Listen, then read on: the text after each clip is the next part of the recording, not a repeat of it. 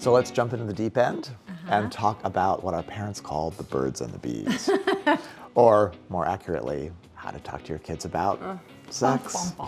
Erica, when did you start? When did it first come up? When did it hasn't come up. I haven't even started. No, not about that kind of stuff. We have a lot of talks about,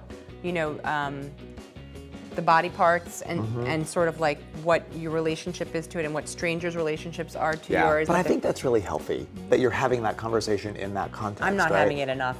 What do you call the parts? Like I go for the full-on names. Yeah, you're like penis and vagina. Yeah, penis, vagina. All right. Well, with Julia living with two men, we just thought, okay, we really have to use the right names and make sure that she feels really good about her body because she lives with two men and we don't look like her. So whenever we have female house guests, there's always a lot of going through their lingerie and curious about all that stuff, and it's actually really sweet. It's really nice. cute. I think it helps her. I told my son that Daddy has a seed and he gave it to Mommy. And we're a penis and vagina household as well.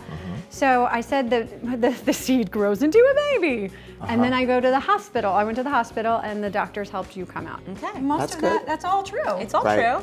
And he was 6 years old at the time. It sort of felt like. Did you get follow-up questions?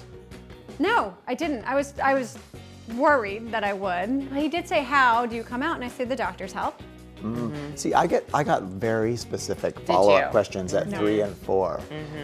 I went for the whole, anatomically correct explanation. I feel like it's important to give her the language, even though she won't understand it necessarily. So when she hears it from somebody else, she comes from a place of knowing. Maybe she'll think it's so gross she'll never do it. Maybe you can only hope, right? But then she said the next day, "So, whose vagina did I come out of?" And how did you? And I told her, and it's a complicated story because my daughter was born with a surrogate. So I had to, talk about all of that. I agree. My parents were really progressive, and they told us, we had a book about what was happening to our body and how everything worked. But where they really missed the mark was when it's appropriate to engage in these things. Yeah. And they were so. They didn't tell you 35? Right. No, there needed to be some sort of guidelines about when it was okay to do these things with other people, and that there have to be some emotions involved. It was very clinical, and my dad sort of romanticized his life. I was really too young to process that he was an adult when he was doing those things, and so. But the reality is, they might not be adults when they're doing that. I mean, the statistics are shocking. But then, we talk a lot about, is it just having a good sense of self? My mom was good. She